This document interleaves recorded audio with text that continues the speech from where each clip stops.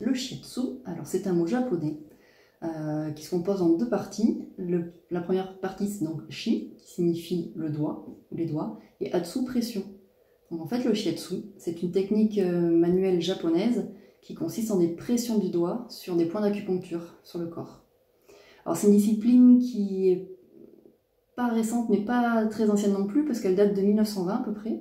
Mais c'est une combinaison en fait de la médecine traditionnelle chinoise auquel les Japonais ont ajouté toutes les connaissances occidentales qui sont arrivées quand le Japon s'est ouvert aux techniques européennes, donc d'ostéopathie, d'anatomie. Voilà. Donc c'est un mélange entre un massage traditionnel chinois et des techniques comme l'ostéopathie.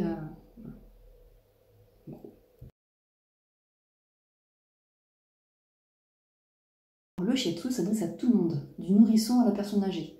Après, bien sûr, il y a des précautions à prendre selon les pathologies ou la situation particulière de certaines personnes, mais tout le monde peut bénéficier d'un shiatsu. Donc, comme vous allez pouvoir le voir sur les images, ça se pratique de façon traditionnelle allongé sur un futon ou sur une table.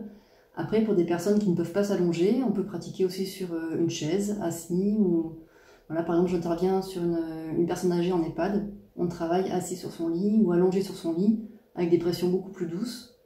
Et ça apporte énormément de détente et de mieux-être, globalement. Beaucoup de personnes qui prennent des rendez-vous parce qu'elles sont atteintes de stress, d'anxiété, et ça les submerge et elles n'arrivent pas à lever la tête de tous ces problèmes. Et donc le fait voilà, vraiment de se faire prendre en main, comme je disais, on oublie tout et on prend beaucoup de recul sur les événements. Ça ne veut pas dire que ce que vous vivrez va changer, mais la façon d'appréhender les choses va changer. Et ça va être un peu la technique des petits pas. On va réussir à lever la tête hors de l'eau et se dire finalement, tout a une solution et on s'apaise. C'est vraiment ça. On revient au corps, on revient à l'essentiel. Et ce qui est intéressant avec cette technique, c'est à la fois donc une technique corporelle, donc ça touche le physique, mais c'est un gros impact sur l'émotionnel et le psychisme. Et ben, c'est un ami qui m'a offert une séance que j'ai vraiment beaucoup appréciée. Et quelques semaines après, j'ai rencontré une dame qui se formait elle-même au shiatsu dans une école de Londres. Et elle en parlait avec tellement de passion et je me suis dit, mais c'est extraordinaire tout ce qu'on peut réussir à soulager, à améliorer uniquement avec ses mains. Donc par curiosité, je me suis dit, tiens, je vais voir s'il n'y a pas une école proche de chez moi. Et en fait, il y a une école de Nice qui s'ouvrait quelques mois après, tout près de chez mes parents.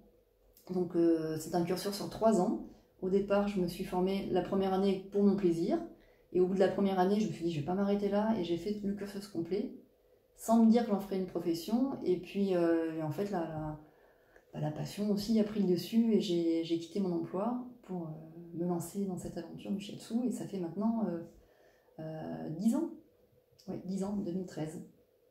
Voilà. Je suis à mon compte. Et là, je suis installée à Notre-Dame-des-Sanilhac, dans le secteur des Sébrats, tout près du quartier Saint-Georges de Périgueux. Et je vais aussi une fois par mois à Sorges, où j'étais installée auparavant. Voilà. Donc je fais ces deux lieux, mais principalement à Notre-Dame-des-Sanilhac. Merci.